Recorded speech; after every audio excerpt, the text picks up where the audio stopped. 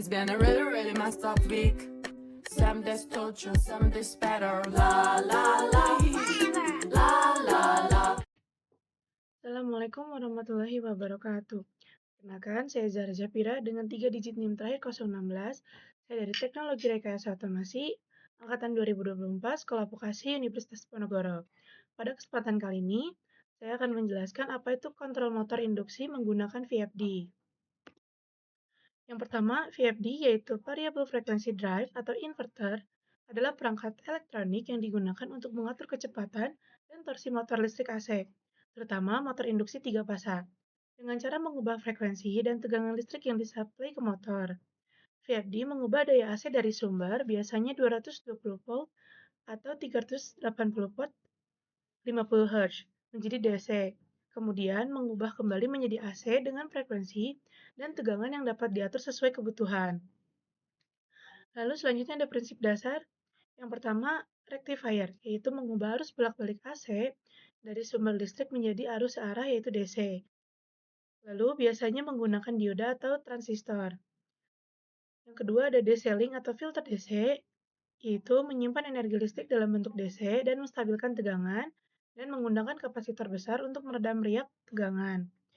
Yang ketiga yaitu ada inverter, yaitu mengubah kembali arus DC menjadi arus AC dengan frekuensi dan tegangan yang bisa diatur. Lalu proses ini dikendalikan oleh komponen switching seperti transistor dan frekuensi yang dihasilkan inverter inilah yang menentukan kecepatan motor. Selanjutnya ada fungsi utama VFD. 1. Mengatur kecepatan motor sesuai kebutuhan proses. 2. Melindungi motor dari lonjakan arus start. 3. Mengatur arah putaran motor yaitu forward dan reverse. Keempat, yaitu menghemat energi listrik karena motor tidak selalu bekerja di kecepatan maksimum. Keempat, meningkatkan umur peralatan mekanik karena perubahan kecepatan lebih halus. Keenam, yaitu memberikan kontrol yang presisi pada sistem otomatisasi industri. Selanjutnya, di sini saya akan menjelaskan datasheet VFD. Nah, pada bagian ini saya akan membuka datasheet terkait VFD. Di sini teman-teman dapat melihat informasi dan spesifikasi dari VFD yang digunakan. Terlihat bahwa sumber tegangan di sini menggunakan 220 volt AC sebagai input dengan terminal L dan N untuk single fase AC. Pada sisi keluaran, VFD memiliki terminal U, V, dan W yang terhubung ke motor 3 pasang serta terminal ground yang berfungsi sebagai grounding. Selain itu, terdapat juga terminal RST yang menunjukkan konfigurasi input dan output daya pada VFD. Semua terminal tersebut dapat dilihat secara jelas pada diagram dan deskripsi yang tersedia. Lalu, jika kita scroll ke bawah, di sini terdapat menu dan informasi tambahan seperti multi-input frekuensi, basic operation, wiring, serta program. Di bagian ini juga ditambahkan konfigurasi input dan output, baik untuk sistem satu pasang maupun 3 pasang, sehingga memudahkan pengguna dalam melakukan pemasangan dan pengkabelan. Selanjutnya, di sini terdapat operation panel pada VFD. Panel ini merupakan alat utama yang digunakan untuk mengoperasikan VFD, seperti mengatur nilai frekuensi, mengubah arah putaran motor, serta melakukan pengaturan parameter lainnya. Pada panel ini juga tersedia tombol pengunci untuk mencegah perubahan pengaturan secara tidak sengaja. Di dalam VFD terdapat berbagai parameter spesifikasi, yang masing-masing memiliki fungsi berbeda. Setiap parameter digunakan untuk mengatur karakteristik kerja, VFD, dan motor. Sebagai contoh, parameter V00 berfungsi untuk mengatur tegangan maksimum dengan rentang nilai dari 0 hingga 380 volt. Parameter lainnya juga memiliki satuan dan fungsi yang berbeda-beda sesuai dengan kebutuhan pengaturan sistem. Oleh karena itu, apabila ingin melakukan penyetelan atau konfigurasi VFD, pengguna dapat merujuk pada daftar parameter tersedia agar pengaturan dapat dilakukan dengan tepat dan sesuai dengan kebutuhan sistem.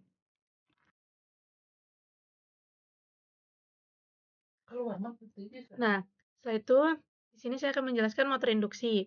Motor AC induksi adalah motor listrik yang bekerja berdasarkan prinsip induksi elektromagnetik, yaitu terjadinya arus listrik pada rotor akibat adanya medan magnet berputar yang dihasilkan oleh stator. Motor ini disebut induksi karena arus listrik pada rotor tidak disuplai langsung, melainkan terinduksi oleh perubahan medan magnet dari stator. Motor induksi paling banyak digunakan di industri karena konstruksinya sederhana, murah, dan perawatannya mudah. Selanjutnya, di sini saya menjelaskan prinsip. Satu, stator diberikan suplai listrik AC, yaitu lalu menghasilkan medan magnet berputar. Dua, medan magnet ini memotong konduktor di rotor, yaitu sehingga menimbulkan gaya gerak listrik atau GGL induksi sesuai hukum Faraday. Ketiga, GGL tersebut menimbulkan arus induksi pada rotor. Keempat, interaksi antara arus rotor dan medan magnet stator menghasilkan gaya elektromagnetik yang membuat rotor berputar. Lalu ada karakteristik motor induksi. Satu, start torsi sedang, tapi dapat ditingkatkan dengan bantuan VFD. Kedua, kecepatan hampir konstan saat beban berubah. Ketiga, torsi meningkat ketika beban bertambah. Keempat, slip bertambah seiring meningkatnya beban. Kelima, dapat dikendalikan kecepatan dan arah putarannya dengan VFD.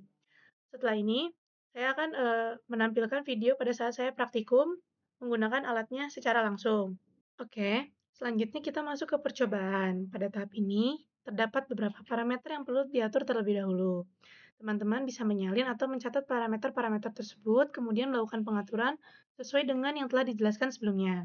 Kita mulai dari parameter 10, di mana nilainya diset menjadi 0, selanjutnya masuk ke parameter 11, dan nilainya juga diatur menjadi 0. Setelah itu, kita masuk ke parameter 6. Pada bagian ini, parameter 7 dibiarkan kosong. Jika seluruh pengaturan parameter sudah selesai, maka kita dapat melanjutkan ke parameter berikutnya hingga seluruh proses pengaturan selesai. Setelah semua parameter diatur, teman-teman dapat menekan tomboran untuk menjalankan sistem.